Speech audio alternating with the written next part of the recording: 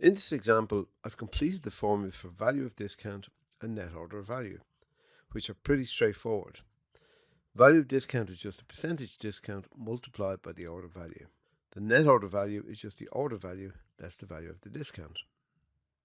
So, now we've learned how to use rules tables to make our small application flexible for our employee. But even our fictitious business will have more than one customer, right? So what happens to our application when we add in additional customers? So here we see I've added in an additional customer called Richard. Now I could have thousands of customers, but if I illustrate the issues involved with an additional one, then it will work for as many customers as you need. The problem happens when I copy the formula by using the fill down feature in Excel.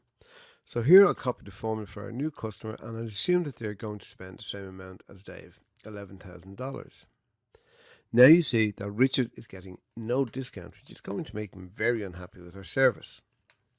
The problem is that when we copy the original formula, the row references all increase by 1, which is fine for the order value because we want that to increase by 1. But all of the references to the rules table also increase by 1. And that's a problem because in Richard's case, his order value is referencing the last row in the rules table.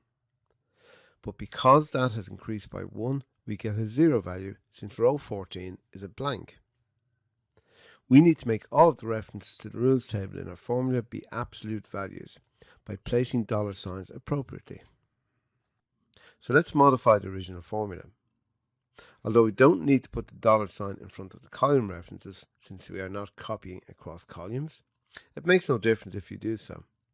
So edit the formula by clicking on the part you want to change and pressing F4 on the keyboard.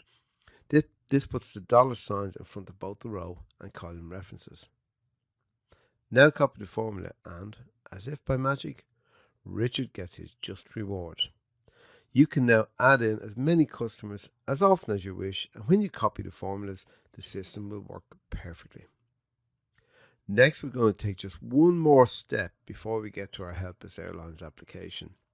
And that step is moving the rules table.